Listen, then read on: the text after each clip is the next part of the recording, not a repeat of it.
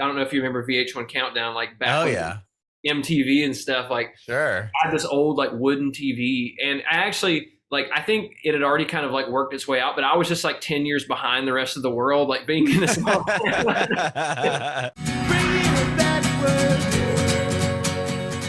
So you originally are from Georgia though, correct?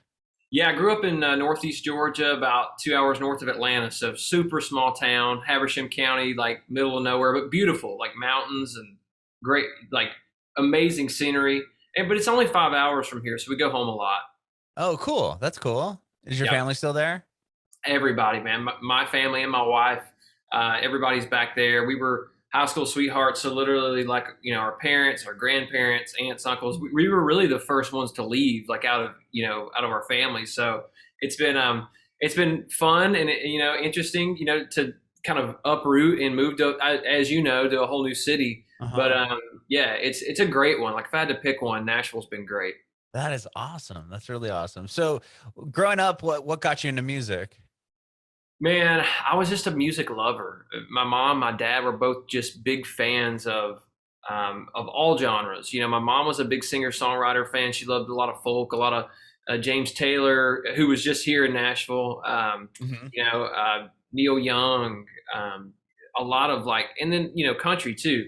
Johnny Waylon, like all these great singer songwriters. And then my dad was a rocker, man. I mean, he loved ZZ Top and Led Zeppelin and Skinner and Allman Brothers. So it was like a good blend for me to have both of those worlds. And like they definitely played their way into all of my music. I mean, if you listen to anything I put out, like there's influences of rock and country and singer songwriter. Hmm. And yeah, so it was a great musical upbringing, but no one played. I mean, it was just, it was kind of one of those things. I just started off as a student and finally got so just infatuated by music. I was like, man, I got to get a guitar or something to figure out how to do this. How old are you when you got the guitar? Well, Christmas, I was 11, my first guitar, and my brother got like a really cheap, like kid set of drums. And that was kind of what started it for us, man. Like we started just banging around on everything and had no idea what we were doing. Like my mom picked up a chord chart book from Walmart and I just like studied the heck out of that thing. That's awesome. And it finally got to where I could like put, chords to songs I was hearing. So I learned everything by ear. Like I had no idea how to read music or anything, about what I was doing. But it all just started like trying to match up sounds, what I was hearing on the guitar with what I was hearing on the radio, and I would record. This is dating myself, but I would sit in front of the VH1 Countdown. I don't know if you remember VH1 Countdown, like back Oh when yeah. MTV and stuff. Like Sure. I had this old like wooden TV, and I actually like I think it had already kind of like worked its way out, but I was just like 10 years behind the rest of the world, like being in this small I would sit in front of it like with this like cassette recorder that my dad had and record it and listen to it on the school bus the next morning, like play it back. Oh, you would record the audio from the TV? Yes, Oh, into that's awesome. a cassette player and then take it, on my little cassette Walkman on the school bus. And I would listen to these songs, which was, a lot of Blink 182 and, No Doubt and Hmm. Outkast, like a very cool time, like a lot of really great music, but and country, I mean, Shania and Garth Hmm. and all that. And I would try to like figure out in my head, like, what chord is that? Like, what are they playing? And then finally, I got good enough to play along to like all the songs I like. And I was like, well, heck, like now I need to make up my own words. Like, it'd be cooler if I could make my own words and say what I want to say. So I'd say I started really writing songs when I was probably 13 or 14. And it just blossomed from there, man. Like, I just fell in love with it. And it was, I was good at something, which was nice. Yeah, were you like singing to people and just, doing the cover songs or trying to learn the songs? Did people tell you like, "Oh man, you can actually like sing. You should really kind of keep going with this." Or was that the first Yeah. time you ever had sang, or were you in chorus, No, choir, man, anything like that? I never sang. I had no idea what I was doing. Like I had no training. I remember my grandma talking me into getting up on stage on Sunday morning at church and singing a song. And I remember like coming off, like being so nervous, like not wanting to do it, but I did it. And when I came off stage, like everybody was like, "Wow, like you can really sing." And I was like, in my head, like I had no idea I could really sing. Like still didn't quite register to me. But when everybody started telling me I was good at it, it was like, man, like maybe I could do this. Like maybe I am pretty good at it. And so it just built my confidence up. And I don't think I really was that good at it. It took a lot of, years of practice and figuring out what I was doing. But yeah, it was, I never really set out to be a singer, songwriter, any of that. I just loved music and I wanted to be a part of it. And I just kind of found my path in it. But it was really fun, man. And it became a family thing. My brother started playing drums. And so it was a fun thing for us to do, to like go out in the garage after school and just play for hours. It became more than just, being in a band. It became like a way of life for us, Mm-hmm. Did he continue to play? Still my drummer to this day. Yeah. Is he really? That is awesome. Yeah, only drummer I've ever had. And it's been cool to see him grow from. I mean, we were sneaking him into bars when he was 12 years old. I mean, we were only 16, but it's hard enough to sneak in there at 16. We were putting like hoodies on him and sunglasses and stuff. And yeah, dude, it was crazy. But we started building up a little following and started getting some songs that like actually sounded halfway good. Mm-hmm. And yeah, before we know it, we were doing 4 or 5 shows a week, like showing up late for school, like trying to, talk our parents into letting us skip a day to go to North Carolina and do a show. So it was cool, man, to make that a big part of my childhood. And then it really carried over to how we do business now. I mean, it's such a family thing for me. Like I love having, my whole family involved in it. It makes it that much sweeter for me, That is so cool. And to marry your high school sweetheart, have your brother in the band, like you just move in the family, having the family unit. I love that. I think that's so rad. Oh, it's kept me so grounded, man. And it makes it more than just a job. It makes it a lifestyle to be able to go out there and experience these amazing places, these amazing people. It really is such a great way of life. And country fans especially are just so welcoming and so kind and supportive. And man, once they are in your corner, they're there forever. And I've found that out firsthand. I've been so blessed to have amazing fans, and they've really made my family feel like part of theirs, and vice versa. It's crazy, like how the lines start to blur and your fans become like your family. And yeah, it's been great. And yeah, it's awesome. I could talk about it all day. That's so cool. When did you start seeing? Were the like original songs that you started seeing success with, like you said, playing North Carolina, like were you writing your own songs, and then what, people just started gravitating to your shows more and more? Like where did you start seeing success build? Yeah, it started off regionally. I mean, we had little rock bands, that we kind of started out with. We called them rock bands, but they were really Southern rock country bands, and we were just really loud and didn't know what we were playing, so we called it that. And it was like, we started out playing little clubs. I mean, church picnics, bowling alleys, like whatever we could play, we were playing it. And there wasn't a whole lot to choose from in Northeast Georgia. So we started kind of, branching out into Atlanta and then Athens, which is a great music town down in Georgia, and where I went to school. And that was really the main reason I went to school at University of Georgia. It was such a great music town. We started building a following there. And then when we got a good Georgia following, yeah, we branched out. By the time I was in, late high school, early college, we were going to Greenville and Charlotte and, even down to Florida and working our way over. And it was like, before we knew it, we had like a good little following in the Southeast. So by the time I moved up to Nashville, when I graduated college, we had, a good base, at least in the Southeast. And that was really helpful for us to build that and have a ticket history and to already be selling some records down there, Mm-hmm. You mentioned your brother's 4 years younger than you? Yeah. Mm-hmm. Okay. So when you went to school, did you go to school for music or something totally different? Well, kind of. So I went to school. My degree at University of Georgia was in marketing, but they had a music business minor, which was really interesting to me. And that was one of the main reasons I went to that campus. And it was so great, man. I learned so much about not only, songwriting, not only performing, but also about the business end of things, which, as we know, is a big part of it. And it really kind of gave me some, very valuable knowledge that I've, been using to this day on the marketing side of things, on the booking side of things. There's so many different things that go into this career.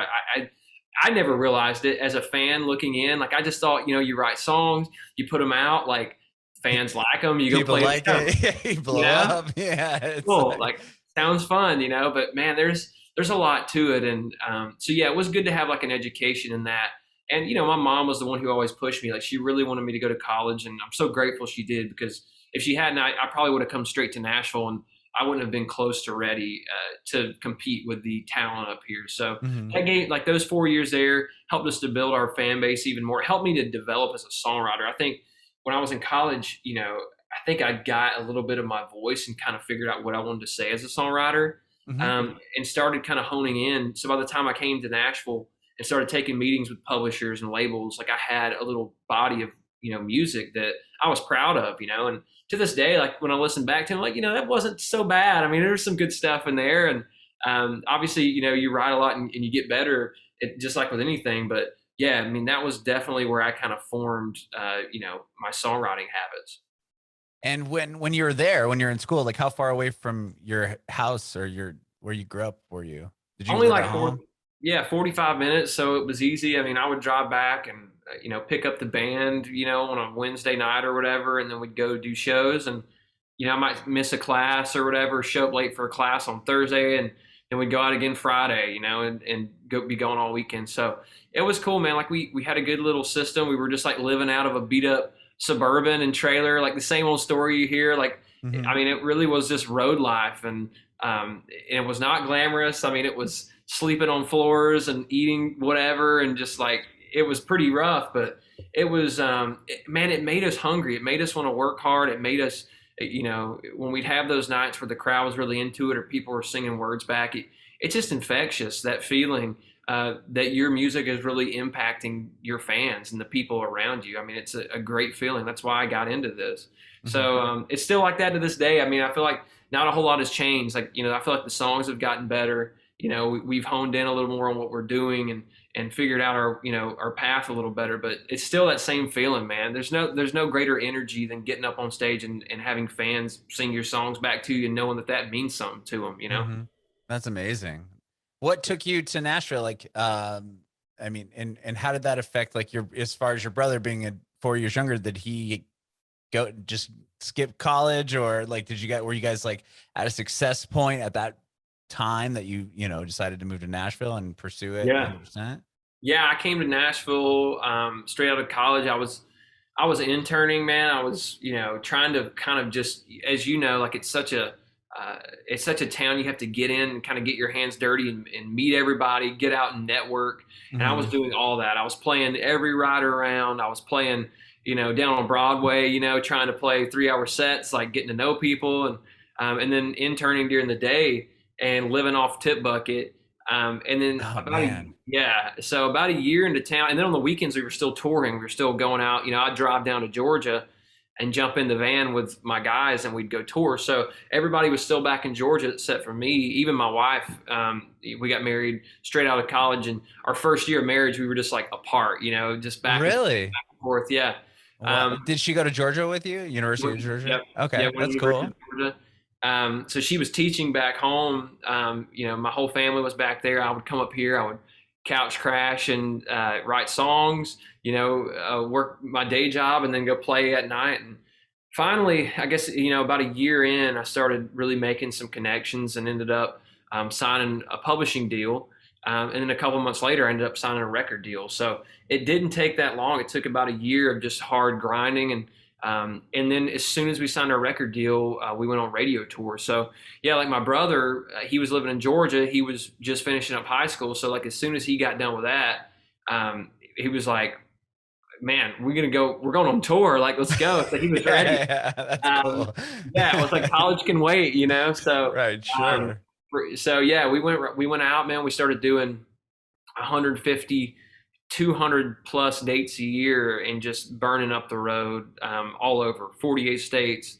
My first single hit, on radio, Mhm. tonight, and it was it was just kind of like it's been a blur ever since that, and it's but a good one. So Mhm. yeah, it's been a really fun ride so far. It's been great to see how each song the fans just react differently but better at the same time. I just feel like we've had this nice slow build, and it's been awesome to get out and explore so much of this country and make fans all over the United States. It's been so far it's been fun, man. I still like I feel like I'm still getting started, but it's in hindsight it's been a long ride to get here. Sure. Wow. Okay, so I'm so new to Nashville. I moved here about 6 months ago in the height of this whole pandemic, and not stuff wasn't really open. I know it was more so open here than where I came from in California, but I still didn't have a real opportunity to go trying to, settle here and figure out living situations and stuff. I didn't really have a chance to go out and kind of explore the town. And my family was here in town from San Diego. And it was the first time I like went out downtown, because I don't drink, so it wasn't like a big thing for me to go do, but I wanted to go like experience what it was down there, and my family does, so I'm like, yeah, I'll drive, whatever. So so we went out down there, and we went to a few of the, went to Tootsie's, which is cool, and like Jason Aldean's place, and checked out like Kid Rock's place, and people probably know this if they went to Nashville. Like Broadway is like rocking. I mean, there's people playing like multiple levels of were you doing that? Were you like one of the people in those bars playing? Yeah. Oh my gosh. Like I was watching these people, and I was just like fascinated by, how good they are and how much they're grinding. I mean, they're playing 3-hour sets on one level. Yeah, and living off a tip bucket, man. I mean, they'd come around and they'd be like, "Did you see?" I'm like, "Yeah, we throw a few bucks in or whatever we had in our pocket." But I know, like, I can't imagine doing. I was telling my dad, I'm like, these people are really grinding. I mean, coming from San Diego and being in the music scene there, I mean, bands would build by just playing the local venues, and then more and more kids from the scene would go. But like, you're in this city that's all music people and people that want to make it. Like, talk to me about playing in those bars. I mean, I just was like shook, like on these bands. Oh man, it's tough. I mean, it's, every night you're living off that tip bucket. So you kind of have the fire lit under you to get up there and put on a show, but it's tough, man. I mean, because you're playing 95% covers or more, only covers. I would sneak in originals, when the bartender wasn't looking, and trying to like, because to me, like, I came to this town obviously to play my own songs and to show people my music. So I did it for a while, man, but I got pretty burnt out, on the cover thing. It just, the same 30, 40 songs over and over. But all that to say, like, it definitely was a great spot to meet talented musicians. I mean, some of the most talented musicians in the world are playing down there on Broadway right now. I mean, it's insane. They're crazy good. They're crazy good. I mean, you cannot walk around this town and go in a place and not hear a band that's amazing. Like, they're everywhere. Like, there's so much talent. So I think the biggest thing for me, the biggest takeaway from playing those Broadway downtown bars was, dude, you got to get better, like fast, because everybody here is good. Everybody here is more than good. I mean, this is the best of the best. It's like, I always like think of it, I'm a huge sports fan. So it's like, to me, it's like, back home, like, yeah, we had a good little following, but we were like in AAA, like we were playing, college baseball. Right. Like now we're like the Sounds. Yeah. Exactly. Now we're playing for the Braves, or whatever. Right. We got to step up. And so, it really lit a fire under me, man, and made me like, I got up there. I was like, I'm not as good of a singer as that guy or that girl. I can't play guitar like this person. Like, they're way better than me. Like, I got to find a way to be better.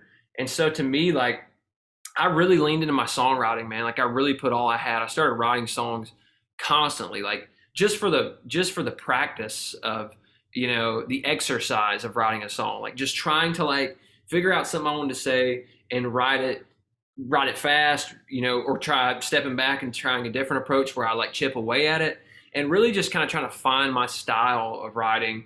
And I think that first year or two here in Nashville, like, really helped me, figure out who I was as a songwriter, and an artist. And what I wanted to say, because to me, like, the two kind of go hand in hand. I don't see being a songwriter and an artist as two different career paths. Like, I've always been a singer-songwriter, I happen to be a singer who writes, all my own music. And so to me, like, if I didn't know what I was going to write about, then what am I doing here? So it took a little, soul searching that first year or two, and playing those honky tonks helped, man.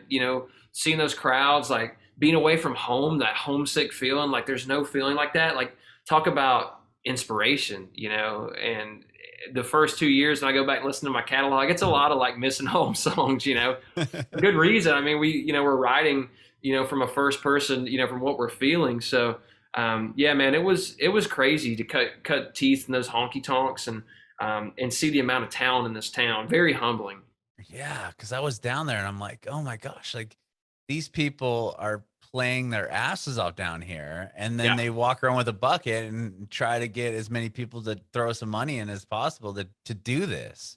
And Yeah. it's just that takes a lot of dedication. And I mean, I had so much respect for them. I was like, oh my gosh, like this is because I hadn't seen that. I mean, coming from San Yeah. Diego, I didn't see that. Or even LA, you'd see bands Right. try to get shows or book shows, and it was more almost so like in the beginning, like a talent or like a popularity contest. I feel like So, here it's different. man, one night I was playing probably my most vivid memory of that year period or so where I was playing all those downtown bars. I had like a 3 hour stay at this club called Puckett's. You probably know where that's at. It's right above Tootsie's, or right Oh across. yeah. Right, man. Puckett, Yep. they've got the restaurant. Yeah, it's a restaurant. They've got Yeah, like a stage, bar. the one Right in there. Franklin is bomb. We've been, my family and I have gone there Oh, to it's eat. great. Yeah, we love it. I mean, we love that place. But Yeah. that was like kind of where I started out, and it wasn't a full band thing. It was just more acoustic. And what was cool Mhm. about that is they would let me play some originals. Like they were cool with me playing originals. So you're still passing the tip bucket around. People are eating, and then as it goes, like on to 10 or 11 o'clock, people are just kind of sitting at the bar, like having drinks and listening to the Mhm. music. So one night I'm playing, it's 10:30 or 11. It's a Wednesday night, so it's all like tourists, and then like a few other people, locals who are just kind of back there at the bar. And this guy sitting there, he'd been there all night, and I could tell like he was really enjoying the show. I was kind of playing to this guy. I could tell he was just locked in. Mhm. So I got the tip bucket sitting right in front of me, and there's probably $20 in ones, and at this time, and it was like playing, and I'm in the middle of this original song. The guy gets up, he walks up to the tip bucket, and he drops $100 bill in the tip bucket, and I was like, oh my god, like I'm rich. Right. Wow. Yeah. That's That was crazy. my first thought. It was like cool. Like now I can eat tonight and maybe sleep not in my car. Right. But as he got closer, I realized it was Randy Houser. So massive Randy Houser fan, had already had tons of number ones by this point, and Yeah. like a little starstruck. It was like my first celebrity encounter, in Nashville. But I'm in the middle of a song, so I'm like, I don't know what to do. Like I'm just gonna have to keep playing and kind Like, of do I stop and be like, yo, wait I know. a minute. Can I get a I know. picture? I really wanted to. I really wanted to. But he drops $100 bill in a tip bucket, walks out, and I was like, God, I was like calling my mom after the show, like, Mom, you won't believe this. And but that was it. Fast forward 2 years later, I signed my deal. I was starting to write. We were touring, like starting to have like a little bit of success, and we write this song that just was like a whirlwind of a songwriting session. It was 45 minutes. Me and Matt Rogers and Justin Wilson wrote this song. And honestly, when I got done writing it, like when we got done, I was like, this song kind of sucks. Like, I don't think it's that good. It was just like a mess. And we listened to it for a few days, sent it off to our publishers. And one of our publishers was like, I think you guys need to demo this. Like, I think there's something to it. Got the demo back. And then we were all kind of like, wow, like this actually is kind of weird and cool. It sounds like a Randy Houser song. Like we should send it to Randy Houser.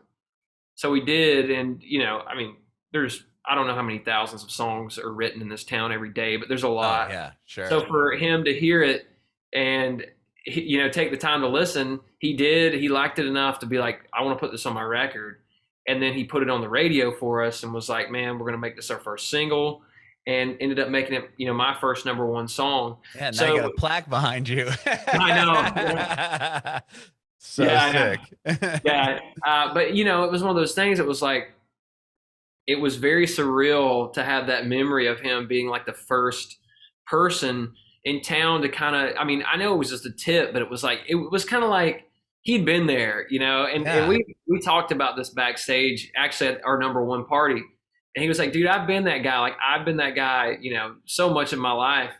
And it meant a lot to me. Like that moment, like gave me so much confidence, like to have a big artist like that, that I had looked up to, like, walk up and drop a tip like that. It's kind of like a salute, it's like, dude, you're doing it.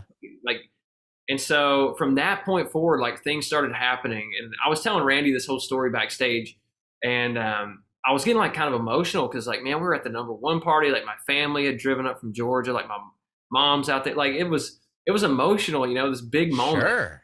And I'm telling him this story, and he's like looking at me kind of sideways the whole time. And I'm like, what in the world is he thinking? And finally, I get done telling the story, and he's like, "Man, did you say that I dropped $100 bill in your tip bucket?" With his like real deep Mississippi accent, and I was like, "Yeah, man, it was $100." He's like, "Man, I must have had way too much whiskey that night." It's like, I thought it was a 10. Yeah, exactly. It was funny though, dude. But he's a great guy. I mean, that was such a big moment for me, not only as a songwriter but as an artist. Like that just kind of catapulted everything for me in my career, on the artist side too. So Yeah, that was what a a fun validating moment. I mean, what to have that and then come around full circle with him to cut your song and it goes #1. It was crazy, man. Yeah, it really was a moment. I mean, there's a few moments like that stand out, to me, like, the Hauser thing, the playing the Opry, like an Opry debut like that is just so surreal. Like Oh stepping on man, that that's stage. so cool. What a like legendary stage to be on. Oh, it's one of, like that's the only performance in my whole life where number one, I was so nervous I didn't even know if I could walk out there. Like I was literally like I thought my legs were going to give out. And then when I finally did go out on stage, like when I went out on stage, I know I sang because it happened and there's pictures and videos, but I honestly don't remember it. Like I think I blacked out the whole time. I felt like I was watching myself from above, like an angel, like outside of my own body. It was weird, dude. That's I mean, rad. it was I mean, I was just so nervous. And yeah, when you step in that circle, man, it's like you got to be on your A game because that's just everybody. I mean, all the greats, Mm-hmm. Wow, that's what a special time. What year was that when you played the Opry? So my Opry debut would have been 20, I want to say it was 15 or Wow, 16. okay. So yeah, a couple years, a couple years after Tonight came out, or it might have been a year after. I need to go back and look, but I mean, since then I've gotten to play multiple times, and everyone's just as special. I mean, it really is. Sure. It's always an honor. That's so cool. Especially to be, the first time I played the Ryman, because they have the Opry at the Ryman in the Oh yeah, and fall. the Ryman's another, crazy historic venue. The original, the OG Opry, and it's like to be playing that venue right across the street from that is Puckett's, like that little club, where I used to play the acoustic set. So I remember the first time I played the Ryman, like walking in, like looking over, and like there's Puckett's. And I was like, man, like 4 years ago, like I was in there playing that place, and now it's just. I mean, I know you hear those stories all the time, but it really is crazy to see how things happen and progress. And it's been above and beyond my wildest dreams so far, man. So yeah, it's been awesome. That is so cool, and you've got to play with so many amazing people. You played with Blake Shelton recently. Yeah, we're packing up today. We're heading to Ohio to do a show with Blake on Wednesday, and we got to do Shine Frontier Days with him last month in Wyoming, which was insane, 25,000 people. The biggest, most energetic crowd. Like, I think, the thing I've seen this year coming back to playing shows are the crowds are just insane. Like, they're so happy to be there. Oh, Everyone is excited. Everyone is loud. Everyone, like, it's amazing. Like, I've just never seen anything like it. It's so surreal to look out there and see literally everybody with their hands up or every cell phone lit up, on like a slow song. And that Blake show out in Wyoming was insane. So it's been great to share the stage with him. Like, I've always considered him like one of my mentors, someone that I've looked up to. And he's absolutely hilarious. Like, first of all, he's so I mean, funny. you can even tell that just on TV. I mean, he's he's really quick-witted.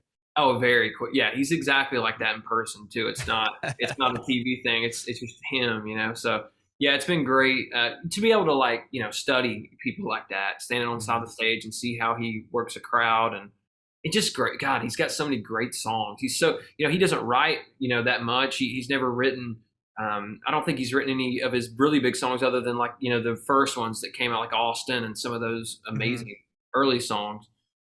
But he's just great. He knows what he wants to say. And to me, that's so admirable, to see an artist like that who knows what they want to say and knows how they want to deliver it. I mean, Garth, same way, Eric Church, all those guys, I've looked up to them for, my whole life because they're great at that, Yeah, definitely, definitely. I mean, I'm sure it's got to be surreal to stand on the side of the stage and watch these people perform.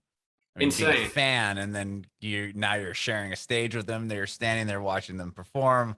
I mean, I Yeah. can't even imagine. Yeah, it really is, man. And it's also good. I mean, it teaches you a lot when you get to meet, these people you've looked up to your whole life and they exceed your expectations. Like they're even nicer than you would.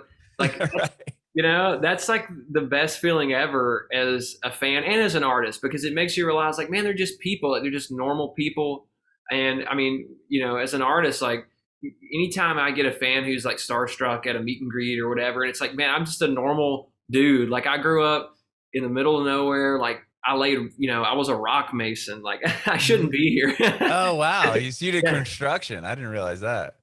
Yeah, man, I've done a little bit of everything. I mean, cutting grass, construction. Yeah, I even did pottery for a while. I mean, I've done so many random things to get here, but it makes you very grateful. When you get to a spot where you're doing something you love. When you do a lot of stuff that's like very, very hard manual labor, and you're like, man, I get Oh to go yeah. sing to people now. This is awesome. Sure.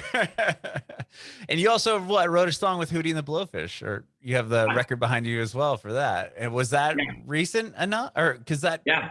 that was pretty recently, right? Yeah, it was right before the shutdown. I was back in 2019 in the summer, and yeah, I got a call from my publisher at Sony. I was riding into town one morning, and like very last minute, spur of the moment, they were like, "Hey, like Hootie and the Blowfish is in town, and they're writing for a new country record. Like, would you want to write with them?" And I'm like, "Yeah, of course." And they're like, "Well, it's today. Can you be there in 30 minutes?" So I was like, yes, like I'm gonna be there. And I had no idea. I was not prepared. Like, I had this little melody that I was kind of singing on the way over, and it ended up being what we wrote. I just came in with this idea called "Rollin'," and went in and wrote it with Adam Doliak was on that with me, and Zach Kale, who writes a lot of the Gabby Barrett songs, the super talented producer, and then a couple guys in the band for Hootie and the Blowfish. And it was like, man, this is like one of the first bands I ever saw. My mom took me to see Right. Hootie and the Blowfish, and I was like 7 years old. I told them that too, and they were like, "Dude, don't be saying that you were 7 when you Yeah, saw." right. They're like, "What to make me feel old?" I know. I was like, "Well, I'm just, and it did leave an impact, man. I mean, they were such a force in the '90s. I mean, like Hmm. massive songs, and so yeah, I mean, another one of those moments is like, I just, you can't make this stuff up. Like, I don't. It's just, yeah, it's a really cool thing. But yeah, they put that record out, and I was really proud to be a part of it. That's so cool. And then you said that was right kind of before the lockdown happened?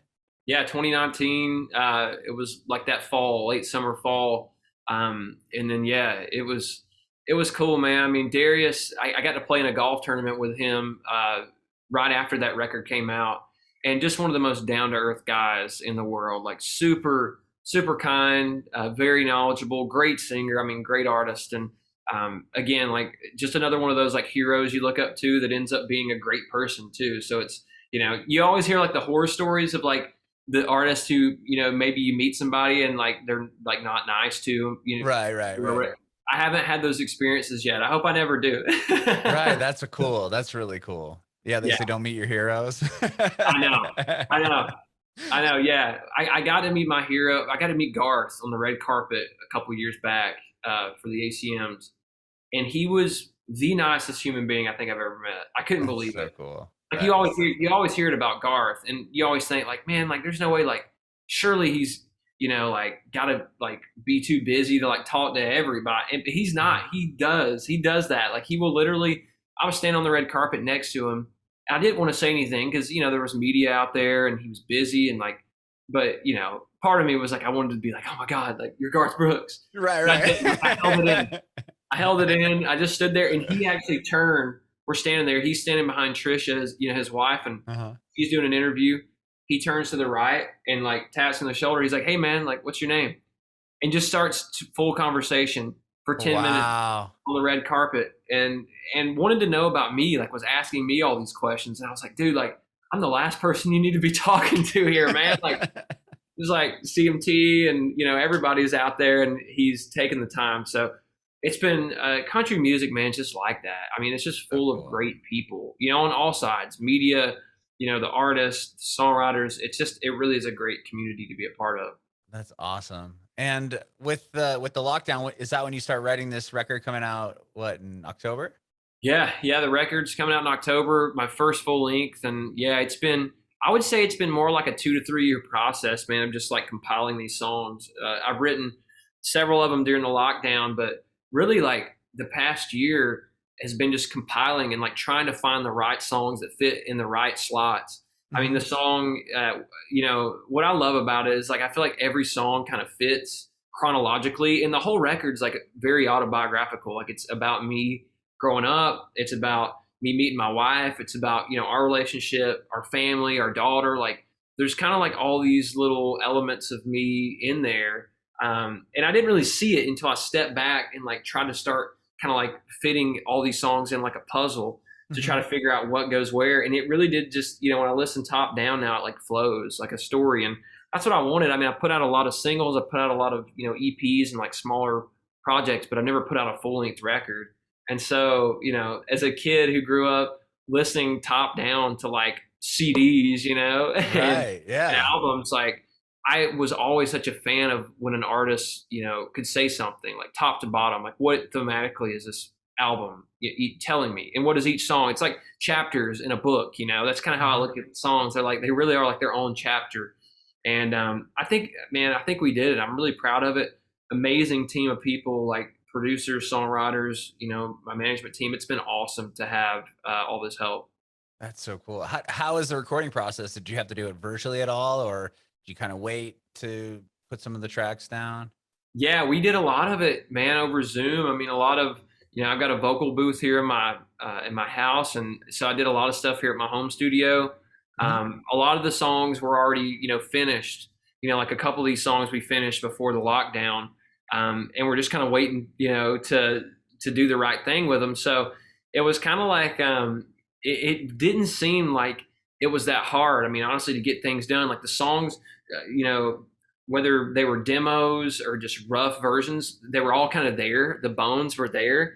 It was just taking them and cleaning them up and adding things and just perfecting it. And that was a nice thing of, during the lockdown, like we didn't have anything to do. So it was a perfect time to like really kind of nitpick and see like, well, I really like it, but like, can we make it a little better? Can we try this guitar lick? Could we try, this, bringing this up in the mix? So it was a good time to experiment. And yeah, it was great, man. Like everything, whether we did it through Zoom, whether we, had to jump in and do stuff over the phone, like we got it done. And I'm really proud of how it turned out. That's amazing. I can't wait to hear it. There's a few songs out so far, right? Or like Your Man, or what? How far back do the songs go on the record that you've released so far? So, man, I would say that some of these songs are from 2 or 3 years back. Like Your Man's a newer one. We wrote that one last year during the lockdown. But I'm sorry. Like as far as the songs that you've released, how many of these ones are going to make the record? Yeah, so there's probably 4 or 5 that are already out, and there'll be an additional like 6, 5 or 6 that haven't been put out yet. Cool. So yeah, it'll be cool. I'm really anxious to see how fans react to those, album cuts, so to speak, the ones that are on there, and I still plan to release those kind of as singles too as the record progresses. But it was so hard to narrow it down, man. I mean, we write 100 plus songs a year sometimes, and so it's hard to find 10, 12 songs only that fit in that project. Right. So that was the hardest struggle for me, is like having to leave songs off that you love. Yeah, is it hard to narrow down songs that you're going to keep for yourself, or songs that you're going to pitch to other artists? I mean, I will say in my experience, it hasn't been too hard. I feel like like with the Hauser thing, with the Hootie and the Blowfish thing, and some other things that they kind of find their way. Like it's weird how songs kind of have a mind of their own, it seems like. And you just kind of know when you write one if it's for you or not. It's just a gut thing. And I haven't had, I've had buddies who have written songs and have been kind of like, dang, I shouldn't have like let that one get away. I should have put that out myself. I haven't really had that experience. I've been very blessed to like have songs that I've written that I feel like are good songs, but not necessarily something I would say, or, the delivery just didn't quite feel like me. And they found a home somewhere else. So, no, I haven't had that yet, but I can imagine that being tough, if an artist friend really wanted a song and you wanted a song, it'd be tough, Right. Well, that's awesome. I can't wait to hear the rest of the record. And I appreciate you doing this, Jon. This has been awesome. Oh, dude, thank you, man. I just feel like we've been hanging out. We'll have to go down to Puckett's or something and catch up. And Yeah. After we stop this, I'd love to chat with you for a second, if that's yeah. cool. Yeah. I have one more question for you, but real quick, I want to know if you have any advice for aspiring artists. Oh man, I think the thing that's helped me the most is be willing to do things that other people aren't. I mean, there were so many gigs I took that weren't great paying gigs, that didn't route well on the calendar, that were a struggle. And I think that a lot of times in this career, there's so many talented people that you have to be willing to dig a little deeper. You have to work a little bit harder than the next person behind you. And that's been helpful for me. I mean, I'm not a Chris Stapleton. I can't sing, the phone book and make it sound good, and I'm not as good of a songwriter as, a Tom Douglas or something yet, maybe one day, but just hard work, man, has really been grit. Grit has been what's paid off for me. So that would be my advice. Just don't be afraid to get in there and do things that other people aren't always willing to.